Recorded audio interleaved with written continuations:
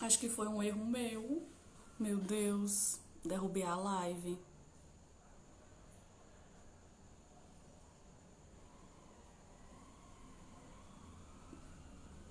Tentar reconectar aqui com o Pedro. Ô, mancada.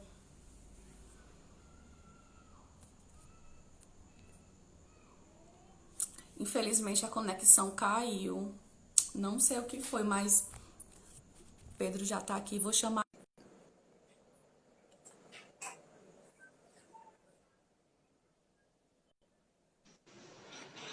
Caiu do nada aqui uma coisa. Eu falei, nem sei se foi, como é que foi Não, aí? falou! Tá falando várias coisas. Caiu na parte da torcida que a galera não consegue, enfim, a galera majoritariamente preta e pobre não consegue pagar, né? No caso do Fortaleza, aí o sócio mais barato é R$ 55, se eu não me engano, por mês, né? É, tem isso, né? O Sport de Recife, não sei se tu acompanha aí, se eu não estiver enganado, o Sport de Recife ele tem um sócio torcedor lá que é para quem tem baixa renda, né? Inclusive, Aham. eu posso até. Eu sei que tem esse tipo de modalidade lá, né? O valor em si é que eu não poderia precisar informar. Mas é um valor abaixo de R$ 30, né? Sim, com certeza. Se eu não estiver enganado, é abaixo de 20, fica mais ou menos aí entre os R$ 20. Mas é uma modalidade interessante, sabe assim? Tanto para o É, crescimento do é número de mais ou menos sócios assim. como. Do clube não, mas o sócio da TUF hoje é R$ 10 por mês. Quando eu entrei na turfa era R$ 2 o sócio. Para você ver como faz tempo. Sim, verdade. Mas e aí era o que a gente estava falando, né? Eu tô só terminando de colocar aqui o teu arroba fixo na live. E, gente, se vocês tiverem perguntas, que inclusive eu tinha visto umas perguntas lá em cima da outra live, mas eu esqueci de salvar. Se vocês tiverem perguntas, vocês mandem nessa caixinha que tem aqui do lado desse sinalzinho de compartilhar a live. Porque aí fica salvo e a gente vai tentando responder aos poucos. Tinha uma pergunta lá, acho que foi o Alberto, se não me engano, era o nome dele. Ele falou sobre como o futebol ele tem essa origem elitista e branca, não só aqui em Fortaleza, mas como no Brasil, né, de uma maneira geral. E ele perguntou como é que foi mais ou menos essa quebra aqui em Fortaleza. Pronto, o que é que acontece aí, né? Eu sou certo, dos pesquisadores, eu não posso falar pelos outros, né? Vou falar por mim assim. Eu acredito que quando o futebol chegou aqui em Fortaleza, isso por diversos indícios, né? Não que tenha em jornal, não que tenha nada como comprovar em termos de jornal. Mas quando o futebol chegou aqui em Fortaleza, foi através do Porto, né, de Fortaleza. Existiam basicamente dois campos em que as pessoas jogavam muito, né? Um era o campo da Alfândega, que ficava ali naquela pracinha do Dragão do Mar, qual é o nome dela? Ali no Bar do Avião. Tô li... tô ligada, eu não Pronto, sei o nome não, mas tô ligada ali. pronto, ali era um espaço aberto, um campo aberto, entendeu? Ali se chamava Campo da Alfândega, certo? Campo da Isso Alfândega. no Então, começo as do pessoas, século XX, mais ou menos, né? mais ou menos por volta de 1905, 1906.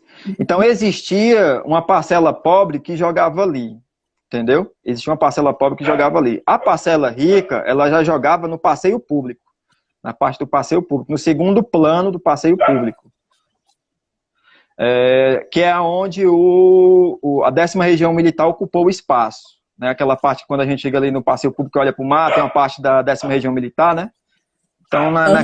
naquele espaço ali é o espaço que, digamos, a elite jogava, praticava futebol ali, né?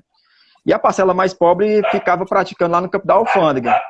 Porque a gente olhando para aquela parte ali da cidade, próximo do Dragão do Mar, a gente pode perceber, enfim, alguns prédios antigos, algumas casas antigas também, uma área de elite, né? Mas, assim, aquilo nem sempre foi daquela maneira, né? Então, por volta de Uhum. 1905 até mais ou menos 1920, ali era uma área de comunidades pobres, né? Inclusive naquela região ali, onde viveu, né, o Dragão do Mar, né, viveu vários pescadores ali e trabalhadores do porto, entendeu? A Sim. comunidade, né, a comunidade do Poço da Draga, por exemplo, ela surge em 1906 ou é 1907, se eu não estiver enganado. Então é uma comunidade de quê? De pessoas Sim. pobres, né? De E estivadores ele que também é trabalhavam. muito perto do. Ali também é uma área muito perto do Arraial Moura Brasil, né? Que hoje é a favela do Oitão Preto. Então, ali realmente no começo do século XX, era uma faixa da cidade que já estava tendo uma transformação forçada, né? Porque o Estado não queria aquelas pessoas ali, né? Mas mesmo É, com assim, elas certeza. existiram. Porque é quando começa esse processo de elitização do morar na praia, né? É isso, isso. E aquela parte ali da Avenida Leste-Oeste nem existia, né? Aquilo ali não existia. O Moura Brasil ia até próximo da praia, entendeu? Inclusive tem fotos antigas, né, que mostram isso, apresentam isso, né, e até próximo da praia. Então aquelas comunidades ali, ao ver também a prática do futebol, elas também iam se exercitar, né? E há relatos de Uhum. jogos ali no campo da Alfândega, né? Só que não é muito falado isso, entendeu? Não é muito falado. O que se fala, a história do futebol cearense que se conta é uma história que é elitista, né? Elitista.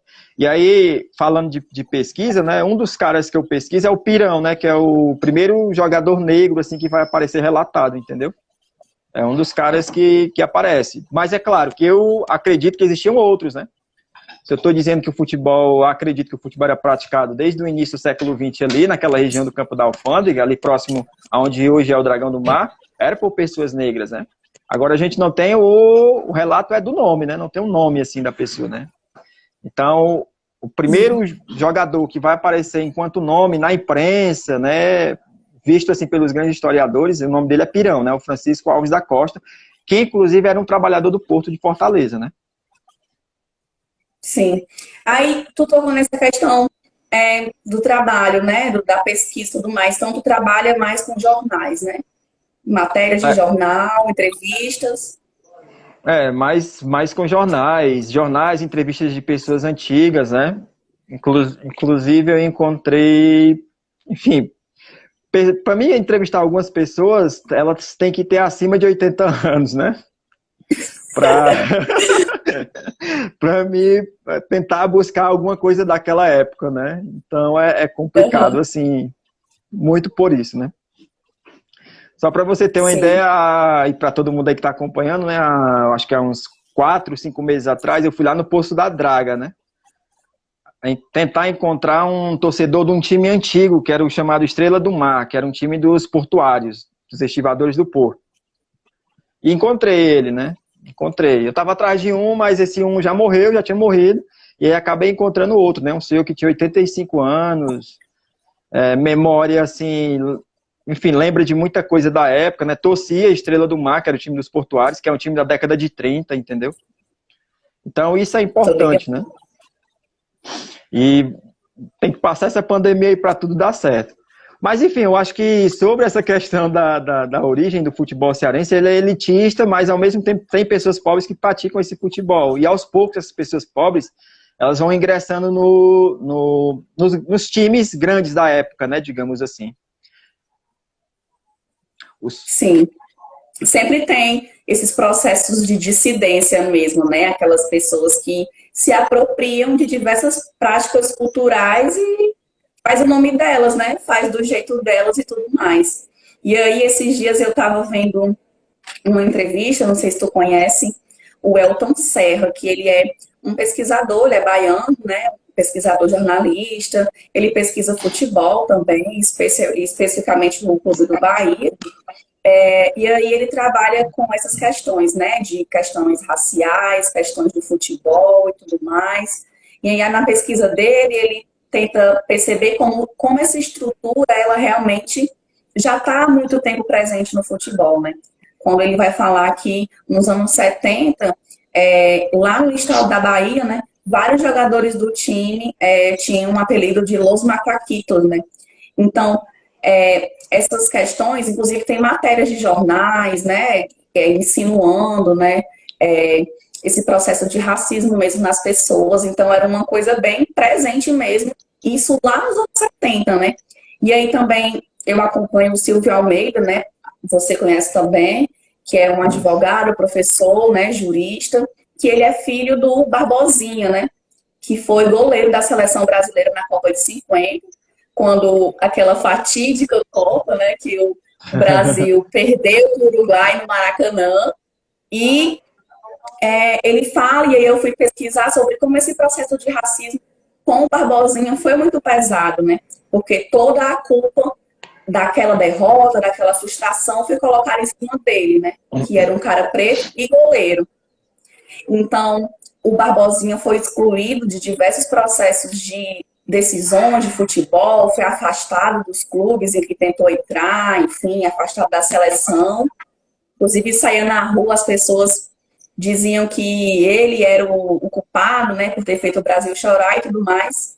Então, essas estruturas realmente já são muito antigas e realmente tão intrínsecas, né, desse mundo do futebol. Vai para além de questões de xingamentos, né, ou de coisas específicas e pontuais no estádio. É uma coisa realmente estrutural mesmo, né? Só para você ter uma ideia assim, eu até publiquei uma matéria de um jornal do Maranhão, né, que falava sobre a ida do Fortaleza lá. Na verdade, o Jornal do Maranhão não, o Jornal do Ceará, que falava sobre a ida do Fortaleza ao Maranhão em 1937. Certo? E aí, nesse jornal do Ceará, um dos redatores do jornal é um jogador do Fortaleza, né, o Juraci Machado, que ele vai insinuar na matéria que os maranhenses, né, estavam com discriminação com o Fortaleza, porque no Fortaleza só tinha jogadores negros. Só tinha jogadores negros. E ele é bem claro na matéria isso, ele é bem claro. Ele diz que o Fortaleza só tinha jogadores negros. Esse time que foi atuar no Maranhão em 1937, pesquisando jogador por jogador depois, né, só tinha jogadores negros, realmente. Só tinha jogadores negros.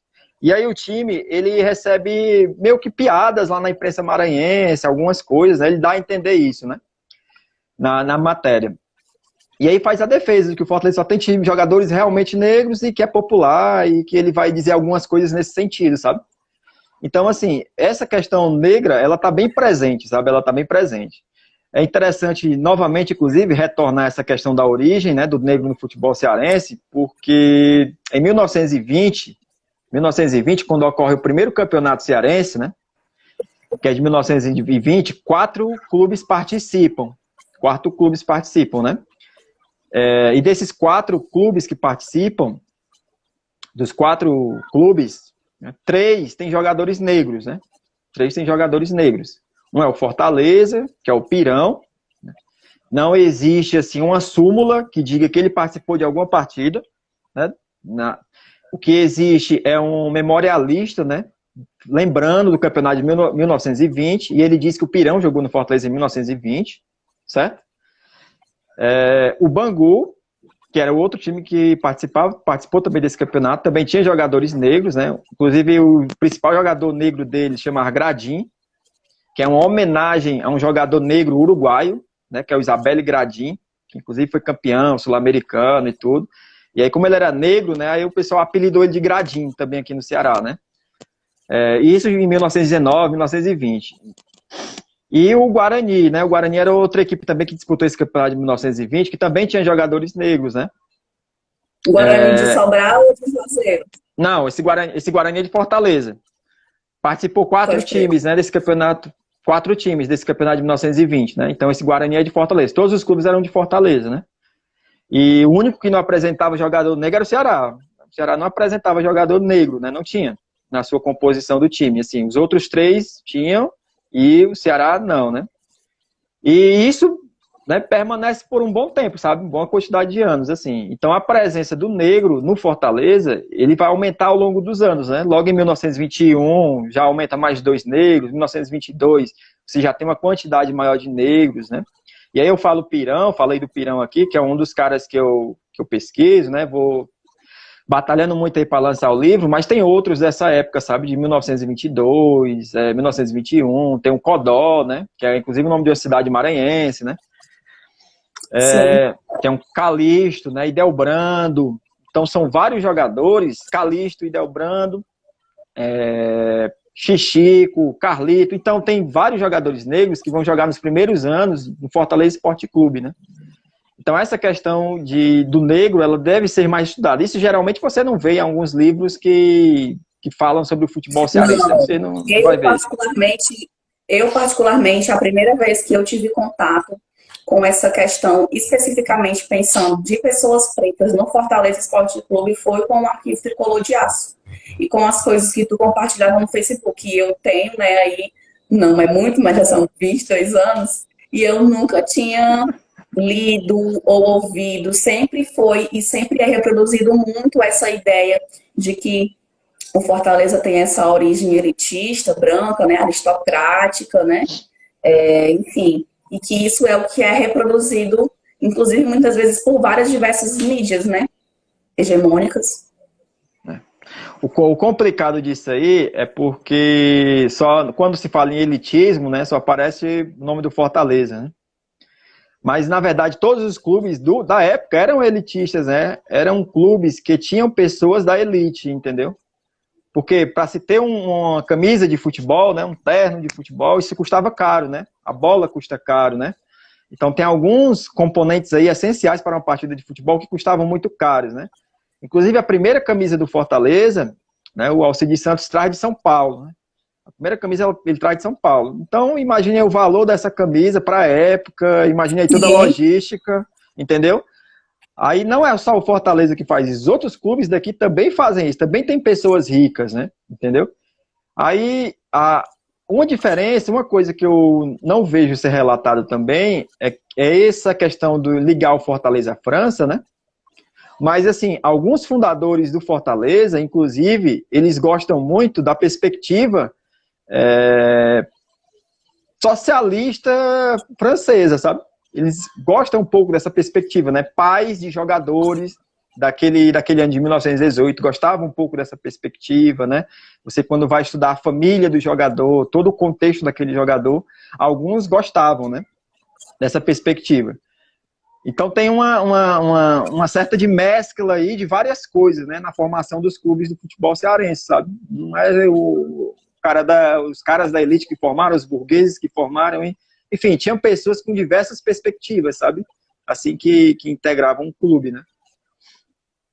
Sim, e isso é totalmente invisibilizado, né? Como tu falou, nesse processo de importação, né, do futebol para o Brasil, de uma maneira geral, como a gente inclusive já tinha falado antes, o futebol ele é esse esporte elitista, mas que com o tempo o povo, né, o povo pobre, o povo preto se apropria.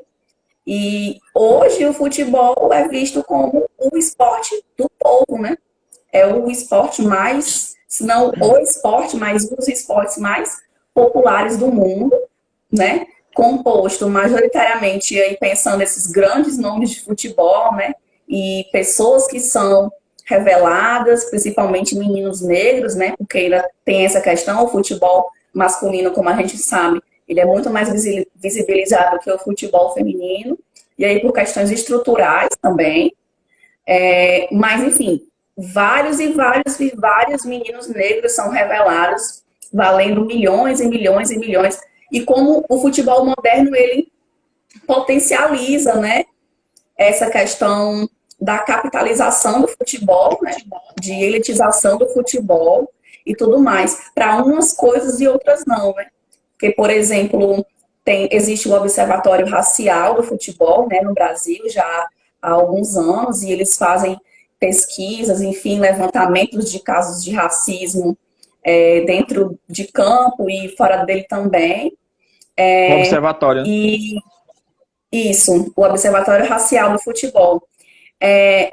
E, de acordo com as pesquisas deles, por mais que o racismo seja um crime, né, de acordo com a Constituição, um crime que tem ali um caráter mais hediondo não é a palavra, mas é que tipo, tem uma pena maior, né? Tem uma questão maior envolvida ali, mas pouquíssimos clubes, principalmente esses clubes mais ricos, né, são julgados e condenados por casos de futebol.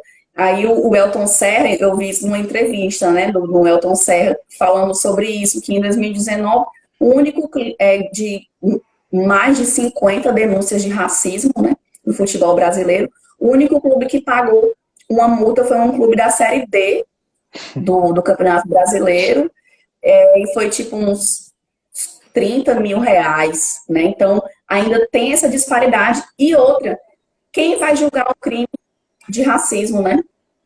Do que adianta ter a denúncia, né, de racismo no futebol, enfim, levado para a CBF, para o STJ, enfim.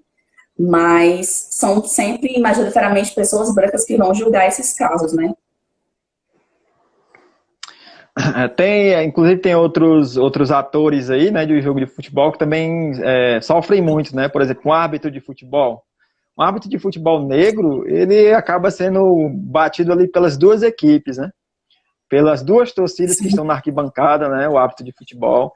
Então a gente vê que muita coisa não é feita, né, com relação ao árbitro de futebol. Eu acho que está se batendo muito na questão dos jogadores, né? E tudo. Mas teve até aquele caso do Aranha, né? Eu acho que repercutiu bastante o caso do Aranha. Mas com relação aos juízes... Recentemente foi o Tyson, né, no futebol, se eu não me engano, asiático. Na China, não? Se eu não me engano Acho que foi na China. Ou não, acho que é na Rússia, se não estiver enganado. Mas aí, já falando de Rússia, também teve um jogador lá na Rússia, que foi o Ari, que jogou Fortaleza, inclusive, que ele sofreu discriminação por atuar na seleção russa. Ele foi naturalizado russo, inclusive a naturalização dele demorou bastante, né? E aí, enfim, vão falar de vários motivos, né? Mas aí o racismo está envolvido dentro dessa questão. Quando ele conseguiu jogar, quando ele finalmente conseguiu jogar, né, pela equipe, ser convocado pela seleção russa e jogar, e a imprensa bateu muito nele, né? Então teve uma partida que ele foi bem, teve uma partida que ele não foi tão bem assim, nessa que ele não foi tão bem, a imprensa bateu demais nele, demais mesmo assim, né? Então a partir daí ele passou a não ser mais convocado. Inclusive ele era uma das expectativas para estar na próxima Copa do Mundo, né? Jogando pela Rússia, né? E acabou não sendo convocado, né? Acho que teve uma questão aí também de contusão. Mas, enfim, teve isso também com o Ari, né? Eu falo do Ari porque, inclusive, foi uma das coisas que eu postei lá, né, no Arquivo Tricolor de Aço, falando um pouco sobre essa situação lá do Ari, né, que aconteceu. O jogador de origem dele é Fortaleza, né, nasceu ali pela Praia do Futuro, né, frequentava muito ali, Castelo Encantado, aquela região. Então, só para você ter uma ideia, ele foi o primeiro negro a defender a seleção russa, né? O primeiro negro a defender a seleção russa. Isso quer dizer agora, né? No século XXI. É complicado, né? Perguntaram aqui para ti, ó. Pedro, fala um pouco mais do Pirão, de qual bairro ele era. Ele jogou até quando? E também sobre a época que o sócio era R$ 2. Rapaz. Não. Falou que o sócio é 2 conto no Cianino. A época que o sócio era R$ 2 era bom demais, né? Porque, na verdade, era um valor... Na verdade, para a época, era um valor caro, né? Um valor caro, né? É um valor... Não, é porque R$ 2 na época não é como se fosse R$ 2 hoje, né? Então, quer dizer, tem algumas questões aí, né, a serem levantadas e discutidas. Mas, enfim, é interessante ter essa quantia para ajudar, né, a torcida, materiais, essas coisas. O que eu sinto falta muito nas torcidas organizadas são campanhas antirracistas, sabe? Campanhas antirracistas. É porque eu acho que tem uma composição... Grande parte da composição das torcidas organizadas é negra, a maior parte é negra, e não tem uma campanha antirracista tão forte assim, né? Que deveria ter. Uhum. Eu acho que um dos caminhos aí a resistência tricolor está puxando, né, junto com a TUF, que é os cursinhos, né? Essa questão do preparatório para o Enem, que isso com certeza deve ser tocado, né? Nessa questão racial, né? Nesses momentos e tudo, nas aulas. Eu, enquanto professor de geografia, eu sempre toco, né, nessa questão. Então, eu acho que é importantíssimo fazer esse debate em sala de aula, né? Fazer esse debate aí para a molecada, né? Que compreende bem, né? E aí tem que compreender que um apelido, ele é fruto do racismo, né? Ele é, sim, fruto do racismo, é racista, vem de uma estrutura racial que está na nossa sociedade aí, que a gente não deve mais aceitar, né? Então, é uma das coisas aí. Sobre essa questão aí do Pirão, ele foi um jogador negro, né, da década de 10, da década de 20 e da década de 30. Então ele jogou essas 3 décadas aí.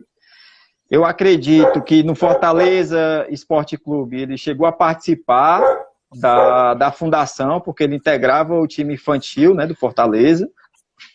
Então, eles, de uma certa maneira, ele chega a participar da fundação. Essa é a minha compreensão, né? Porque o que é que acontece? Se compreende aquelas pessoas que fundam um clube, aquelas pessoas da elite, né? Aquelas pessoas que têm o dinheiro, né? E eu não entendo muito bem dessa maneira, né? Eu acho que na fundação de um clube, né?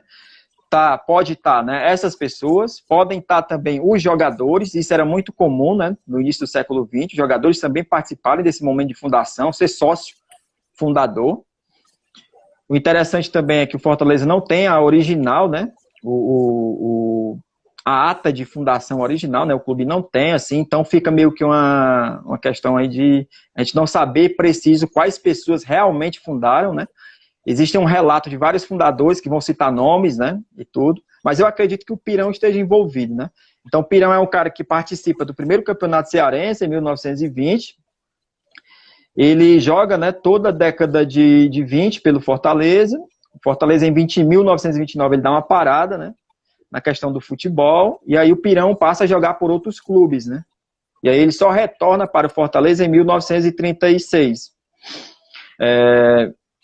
1936 ele retorna para o Fortaleza. Então joga 36, 37 e parte do ano de 38, né? Aí depois ele joga em mais uma equipe e encerra a carreira. Mas ele era pobre, né, trabalhador do Porto, de Fortaleza, morava ali inicialmente na região do Benfica, né?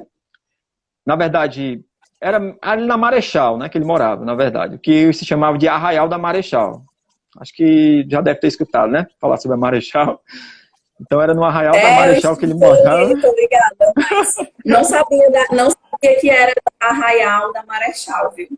Pronto, é Arraial da Marechal, que se chamava antigamente, né? Mais ou menos ali onde é a sede da TUF hoje, né? Então ele residiu pelaquela região, pelaquela área, entendeu? E aí É provavelmente um depois ele ancestral mesmo, viu? e aí provavelmente depois ele foi morar no Mucuripe, né? Tá faltando umas questões aí para me fechar isso, mas eu acho que no geral o Pirão é isso, né? Acho que no geral é isso. Ele é o negro mais vezes campeão pelo Fortaleza, né? É bom que se diga isso também. É o negro que mais vezes foi campeão pelo Fortaleza e não se fala muito nisso, né? Assim. Agora, além do Pirão, Sim. né? Também é bom se falar das meninas, né? Das meninas de hoje, das meninas de antes, né? Então, é interessante se falar porque o futebol feminino está aí. Não sei qual é a perspectiva para o futebol feminino retornar. Só se tem perspectiva, a imprensa só bate na questão do masculino. E tem o feminino aí, né? Diversos times, diversas meninas querendo jogar. Inclusive, elas iam estrear, o time do Fortaleza estrear no Campeonato Brasileiro, né? Sim, Então, é uma coisa a ser vista também, né? E o primeiro com jogo, certeza. o primeiro jogo entre equipes de futebol feminino aqui em Fortaleza é em 1971. 1971 é um clássico rei, Fortaleza e Ceará. Que ele é no intervalo de um jogo Fortaleza e Ceará masculino, né? Então ele dura mais ou menos aí em torno de 15 a 20 minutos esse jogo. E nesse time tem apenas uma jogadora negra, né? Que atua no Fortaleza. Pode crer, não sabia disso. É. Também. Não, também falei sobre isso lá no arquivo Tricolor de Ácido. Sim, aí então tu pretende lançar, a tua pesquisa é sobre o Pirão também, e tu vai lançar um livro sobre ele. Pronto, a pesquisa é sobre o pirão. Isso, né? É bom frisar também que não tem nada a ver com academia, né? Não tem nada a ver com mestrado, não tem nada a ver com isso, assim. É puro e simplesmente amor à raça, né? É isso, E ao clube. arrasou. E aí tem alguns comentários aqui. Disseram que acredito que a questão política também influencia diretamente no racismo. E o Heitor falou que o caso do Tyson foi na Ucrânia, no Shakhtar, ou errata.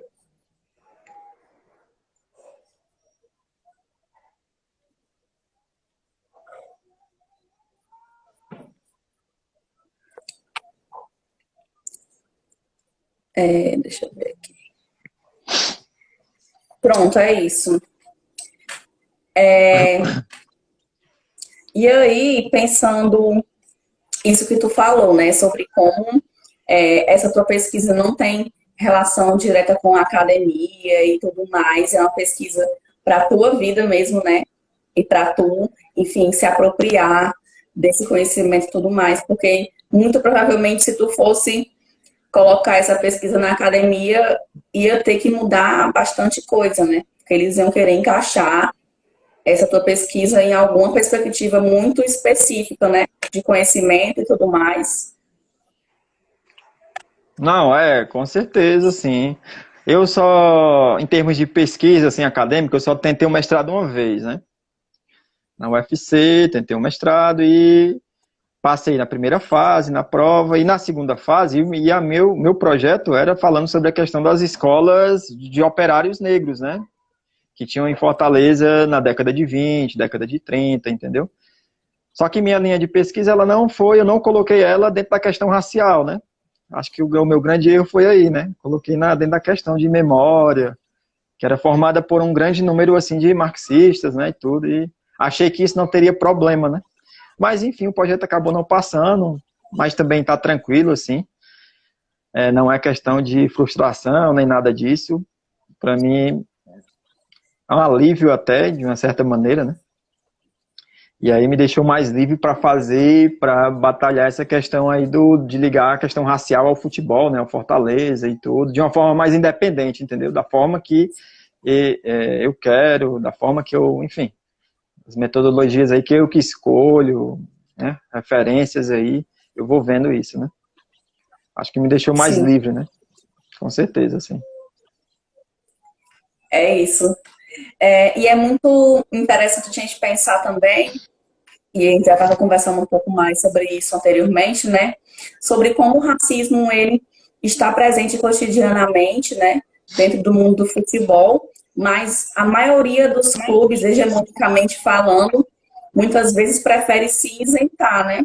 Desse debate ou se fazer esforço de fazer campanhas isoladas, mas de fato não cumprir com essa perspectiva antirracista, né? Existe uma apropriação, inclusive, capitalista desse processo, né? De fazer marketing, fazer publicidade e tudo mais, mas de fato não aplicar políticas antirracistas dentro do clube. E essas ideias, elas colaboram para a manutenção dessa estrutura dentro do mundo do futebol, né? Eu estava vendo também, nessa mesma entrevista com o Elton Serra, ele vai dizer que tem clubes e um campeonato brasileiro que pagam multa de R$ 400 por uma denúncia de caso de racismo, ou R$ 300, né? Então, realmente, as penas são muito brandas, né, nesse sentido. Não só no mundo do futebol, mas a gente não conhece alguém que foi preso por racismo, né? A lei existe, mas existe tantas outras burocracias que eles colocam para interpretar aquele caso como caso de racismo, especificamente falando, né? Que isso acaba contribuindo para a manutenção da estrutura. Com certeza, assim. Eu acho que tem uma série de coisas aí nos clubes, né? Os clubes. Por exemplo, eu vi um dia desse eu estava vendo uma foto de uma reunião de conselho, né? Não era aqui, era em outro estado, mas nessa reunião de conselho deliberativo, não tinha nenhum negro nesse clube, nenhum negro. Daí você tira, né? Aí vamos pensar, quem tem condições de ser um conselheiro? Negro. Se é difícil um negro pagar um sócio, imagine o cara ser um conselheiro, pagar para ser um conselheiro. Geralmente os conselheiros são pessoas que têm pequenas empresas, médias empresas, grandes empresários, né? Então é essa galera que domina. Para essa galera, não para eles basta apenas uma faixa mesmo, dizendo vidas negras importam. Né? Para eles basta isso, né? Então, basta isso, basta não ter campanha, não fazer ações afirmativas dentro do clube, né? Para eles isso não importa. Então, para eles vai bastar o quê? Uma faixa, uma questão de marketing, né? Algo desse tipo. Isso se aplica tanto à questão racial como também à questão das mulheres, né? Então, tem muitos clubes que defendem a questão do futebol feminino, defendem aí, né, com unhas e dentes a questão do futebol feminino, mas será que as meninas têm o mesmo tratamento que o futebol masculino? Né? A pergunta é, será que tem o mesmo tratamento? A resposta a gente já sabe, né? A gente já sabe, convive com isso, então isso é bem fácil assim de responder. Mas as estruturas do clube, elas são as estruturas o quê? Muito brancas, né? Muito brancas, né? Os conselhos são formados por pessoas brancas, né, os conselheiros, né, a sua grande maioria são empresários, né, então há uma dificuldade muito grande. Democratizar o futebol não é só votar, né, não é o voto só apenas, pura e simplesmente o voto, essa democratização, né. Se fala muito que os estatutos do Fortaleza, o Fortaleza é um clube que é muito democrático, né, porque os sócios votam e tudo. Votar para escolher uma pessoa que muitas das vezes não está ali para, digamos, dialogar com essa grande massa negra, aí não adianta nada, né? Votar por votar em qualquer um, né? Então, assim, é complicado, né? Para você montar uma chapa para concorrer a uma eleição de um clube, você vai passar por diversos mecanismos aí. E aí eu retorno à questão que uma das coisas que eu falei lá no início, né? O último presidente negro que o Fortaleza teve foi há 24 anos atrás, né? Foi há 24 anos. Por que não tivemos mais, né? Quantos negros desses aí, quantos negros temos no Conselho Deliberativo? Entendeu? Com certeza há uma grande quantidade de sócios que são negros, né? Mas no Conselho Deliberativo. Sim. Então a mensalidade de um conselheiro é muito cara, né? Os caras bancam, assim, pagam um valor muito alto, né? Então tem essas questões aí no clube, né? Que devem ser pensadas, né? E aí eu não falo só com relação ao Fortaleza, eu falo com relação ao futebol, né? Que devem ser pensadas e repensadas sempre, né? A gente entender que democracia é essa, né? Que democracia é essa. Um dos exemplos bem interessantes que se fala muito é a questão da democracia corintiana, né? Da democracia corintiana. Sim. Quais são os nomes... Provavelmente é o maior símbolo, né? De uma torcida realmente organizada, antifascista no Brasil. As pessoas sempre citam a democracia corintiana quando vão falar disso. Né? Quem são as pessoas mais faladas da democracia corintiana, os mais citados? Os mais citados vão ser quem? Sócrates, Sócrates, Casagrande, Pois é, e esquecem de um que foi um dos elementos fundamentais, que era o Vladimir, que era negro. Vladimir era negro, inclusive ele participava de sindicatos, já na época, sindicato de jogadores, já se articulava, né, tinha uma grande proximidade com as religiões de matriz africana, e ele não é falado, assim, não é lembrado, né, não tem mídia em cima do cara, assim, e o cara tá vivo, tá aí até hoje, né, e não é muito falado. Geralmente, quando se fala em democracia corintiana, é Sócrates, é Casagrande. Então, assim, o futebol, ele é muito racista, né, assim como a sociedade, né, assim como essa nossa sociedade. Se fala muito... Lembrei agora de uma coisa, né, só para não esquecer, aí se fala muito dessa questão do futebol moderno, né? Essa questão do futebol moderno. Mas uma das coisas que eu acho interessante de analisar é o formato dos estádios. Por exemplo, o Maracanã, né? Maracanã, quando surgiu lá em 1950, é um estádio que o modelo dele era para servir aquele status quo da sociedade, né? O pobre, ele deveria ficar em pé, que era na geral. Na geral. O pobre fica em pé, na geral. O meio ali do estádio, né, a parte do meio é composta para a galera mais rica, né, que é as cadeiras cativas, que é da onde você nem está tão longe do campo, né, nem está tão perto como está na geral, está ali no meio, dá para visualizar legal. E quem está lá em cima, mais distante, é uma dita classe média, uma galera que pode pagar, né, ou faz das tripas coração para pagar para estar lá em cima, né. Então, quer dizer, a estrutura do estádio em si, ela é para manter o status quo daquela época, né? E até os dias de hoje durou. Sim. Os estádios que vieram depois foi do mesmo jeito. Morumbi, Mineirão, Castelão, era assim. Então, quem romantiza a geral, eu não sei não, deve gostar muito de xixi na cabeça, viu? Porque a galera jogava muito lá de cima pra geral. Pode crer, mano. E aí, é muito isso mesmo. É muito isso mesmo. E hoje a gente tá nesse cenário aí, pensando mais no tempo presente, né? Esse cenário aí de pandemia, né? De Covid-19, a gente vê como está sendo esse processo de volta do futebol, né? A gente sabe que pessoas negras, e aí não só no Brasil, mas em outros países do mundo também, como os Estados Unidos, pessoas negras têm aí 2 ou 3 vezes mais de morrerem por Covid-19. Então, essa história de que estamos todos no mesmo barco não é bem assim, né? A gente pode estar todo mundo no mesmo mar, né? Mas em condições de sobrevivência absolutamente muito diferentes. Então, o Fortaleza já se posicionou, né, a favor aí da volta do futebol. O futebol está aí na última fase de retomada das atividades no plano proposto pelo governo, né? E está sendo realmente uma polêmica, né? No Rio de Janeiro, Fluminense e Botafogo não fecharam com essa ideia, né? Fizeram a final aí da Taça Guanabara, se eu não me engano, essa semana. Semifinal. Mas eram semifinal, né? Mas eram contra a volta do futebol. E aí, torcidas organizadas também já se posicionaram a favor da volta, né? Aqui no estado, Fortaleza, Ferroviária e Ceará também já se posicionaram a favor. Então tá tendo aí essa contradição, né? É uma coisa que deve ser muito, muito pensada e repensada, né? Porque quem tem mais probabilidade de morrer, na verdade, quem está mais morrendo são pessoas negras, né? Inclusive saiu esse estudo aí, né? Que foi apresentado. Inclusive, dentro dessa questão de pessoas negras, é importante salientar que são homens negros.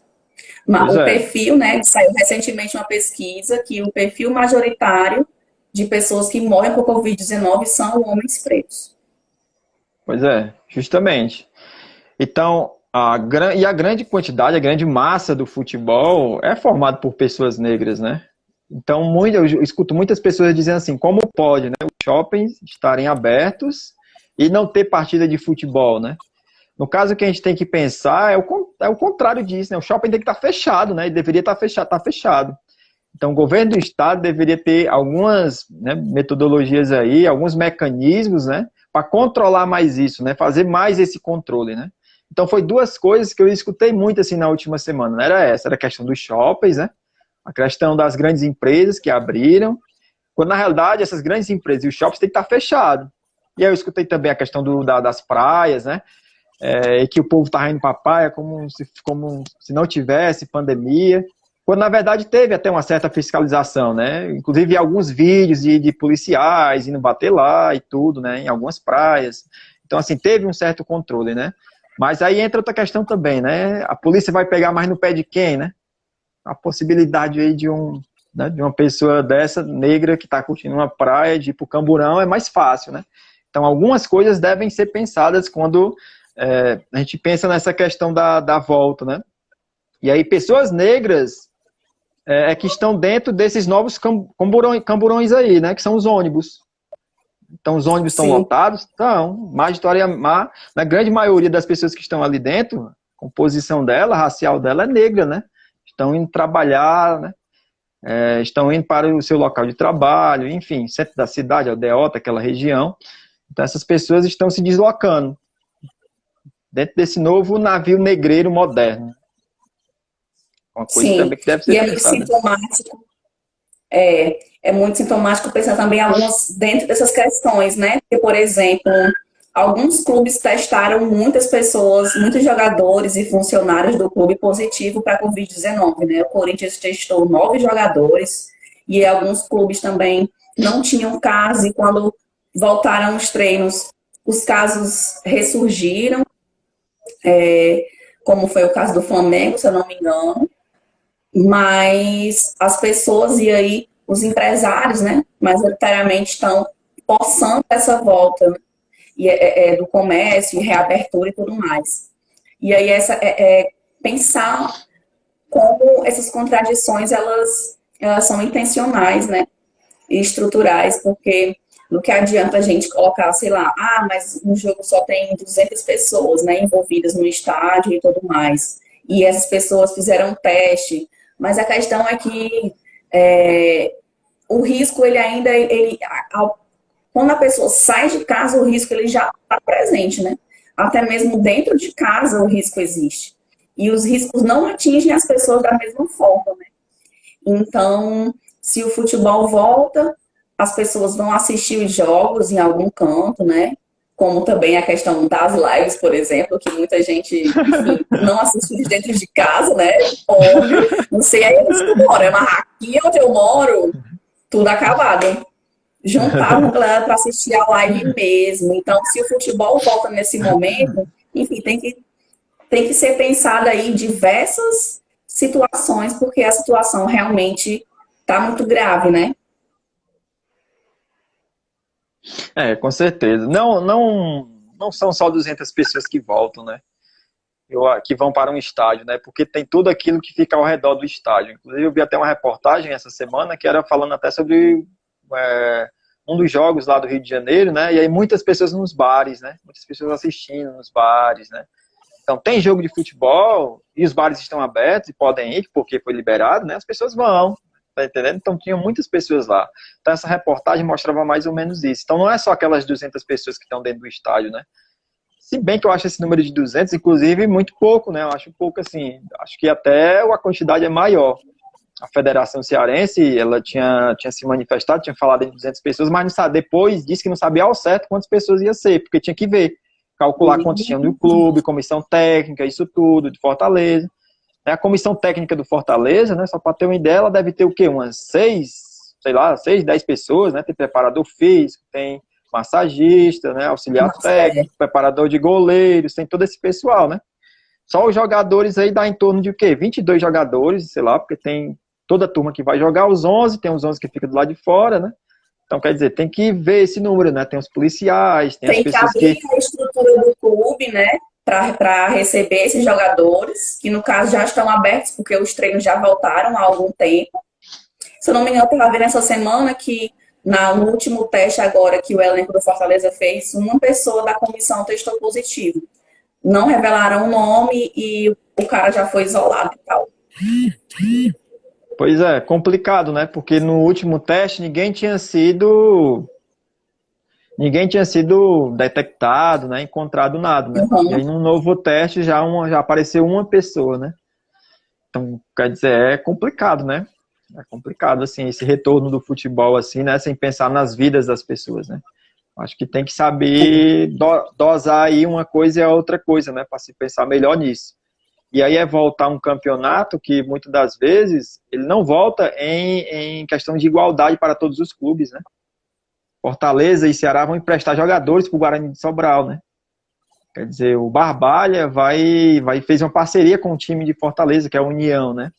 Para esses jogadores do União vestirem a camisa do Barbalha, porque lá não tem mais jogador, né? Então tem essas coisas aí que tem que ser, né, pensadas. Deveria dar um tempo para esses clubes, reorganizar esses clubes, a federação tinha que tomar a frente disso, para só depois se pensar em retorno, né, do campeonato. E isso aliado à questão da saúde pública, né? Claro. Sim, total. É isso. Pedro, a gente está caminhando aqui para o nosso final. A gente já está com mais de 1 hora de live, porque aquela tinha caído, aí depois a gente voltou.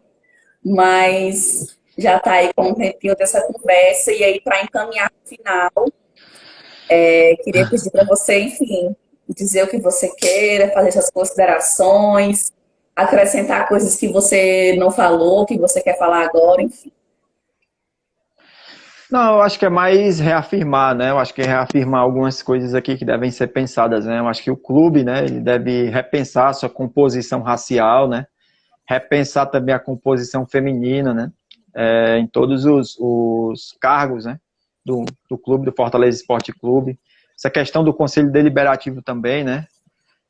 Que para isso aí resolver, tem a questão econômica, né? Que pesa muito. Um cara ser conselheiro, um negro ser conselheiro de um clube como Fortaleza, ou qualquer outro clube, na verdade, né? Ele vai precisar de grana para pagar isso. Futebol feminino tem que ser visto também, né, e pensado aí paralelo com o masculino, né, porque o que está se pensando para esse futebol masculino também tem que pensar aí para o futebol feminino. Eu não estou vendo assim nada em relação a isso de nenhum clube, nem da federação, né? Pois é, nem da CBF eu estou vendo nada. Então isso também deve ser pensado.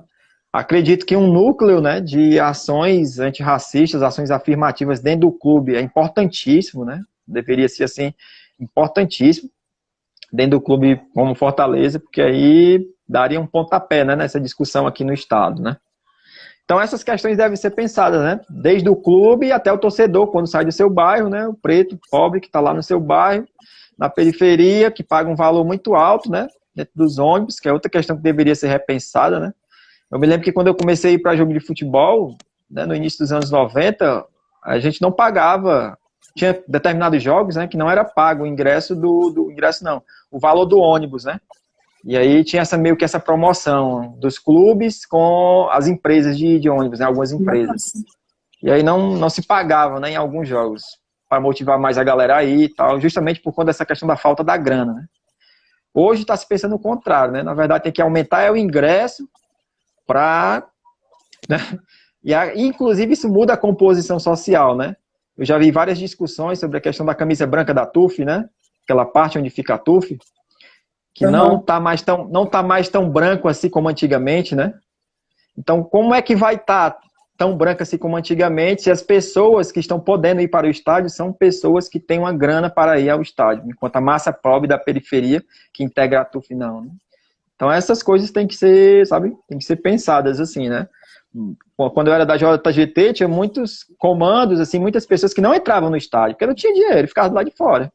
Ficava por ali. Entendeu? Até hoje é assim também, né? Todo jogo, meu filho, sempre tem um bonde dos sem ingresso, a galera que pula a catraca mesmo, entendeu? Que entra na tora mesmo e coloca, arrisca a vida para assistir um jogo de futebol, né? E como isso também é muito absurdo, né?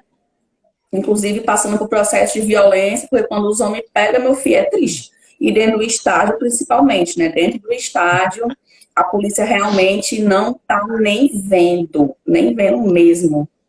Já vi cenas assim muito cruel dentro de estádio, amor. Não, e assim, é dentro do estádio e fora, né? Porque começa na comunidade, na verdade, quando a galera tá saindo para ir pro estádio, né? Tem determinados jogos de grande público que a polícia já tá marcando em cima, né? Já teve jogo que eu saí com a galera, né? Do Timbó, lá do núcleo do Timbó, e a gente não entrou, assim, né? Não entrou. Não era um jogo assim do Fortaleza, era do Santa Cruz contra o Ceará, e a gente não entrou, a polícia não deixou entrar, né? Então, quer dizer, tem essas perseguições aí que ocorrem, né, também. E dentro dessa questão do futebol mesmo, a polícia ela potencializa a violência, né? Porque, não sei, eles já são treinados assim para essa questão de eventos, né? De grande porte e tudo mais. Mas a violência racista é cruel, assim, nos arredores mesmo dos estádios e tudo mais. Inclusive, é uma questão que os próprios clubes deveriam debater, né? Não só internamente, mas também fazer campanhas, né? Porque, como tu falou, essas pessoas pagam ingressos, saem de suas casas, vão para algumas vezes, né, para um outro lado da cidade, colocando seu corpo em risco para assistir aquele jogo de futebol, para ser totalmente desumanizado, né? Chegando no local, porque realmente a polícia desumaniza as pessoas nesse tratamento. Isso aí, E aí como eu não falei. todas as pessoas, né? Especificamente algumas pessoas, principalmente meninos pretos, que estão envolvidos muitas vezes com torcidas organizadas e tudo mais. As torcidas organizadas são um grande alvo, né? São um grande alvo. E para a continuidade das torcidas organizadas, também elas têm que repensar, né, algumas ações, algumas coisas. Mas, por exemplo, com relação a essas manifestações, inclusive eu vi vários integrantes, né, das grandes torcidas organizadas aqui do Ceará se manifestando, né, a favor de ir para os atos políticos, né, contra o governo, né. Então isso é interessante, né, a gente vê e tudo. Porque a gente sabe também que um posicionamento, muitas das vezes aberto da torcida organizada, isso pode gerar uma certa complicação no que diz ao CNPJ, né. Não sei como é que a resistência tricolor pensa essa questão, né, do CNPJ e tudo, mas, enfim, também acho que não sei se é o foco, né, mas essas grandes torcidas organizadas, ela tem CNPJ, né, e há um certo receio, né, assim, algum medo, né, assim, porque esse governo é um governo que quer acabar com as torcidas organizadas, né, as torcidas, né, as pessoas que estão ali mais à frente, elas sabem disso. Então, de uma certa maneira, houve uma manifestação pelas internets e tudo e tal, vi algumas pessoas se manifestando, mas eu acho que existe também esse receio, né? Então, assim, não precisa, um exemplo, né? Não precisa Gaviões dizer que é contra o governo, dizer que lançar uma nota dizendo que é contra e não sei o quê. E não precisa ela fazer isso para estar realmente na luta concreta, né? Porque a luta concreta realmente ela se dá na rua, né? Então tinha muitas pessoas da torcida na rua, manifestando e tal. Inclusive uma pessoa foi até desempregada, né? Que foi um caso famoso aí que ficou. Mas, Ele era enfim, diretor da Gaviões, né? Um pois cara é. Então, preto. assim, tem esses receios, né, das torcidas organizadas falarem abertamente sobre isso e terem o seu CNPJ complicado, né? É uma discussão, sabe, que É. rola dentro das torcidas organizadas. Alguns concordam, outros não, né?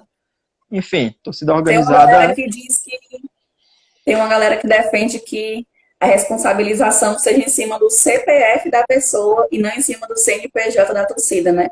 Já vi alguns debates, enfim, do Adler Pinheiro com o Bombado, né, que hoje é presidente da TUF e tal, deles falando sobre como é esse processo de criminalização das torcidas organizadas, né?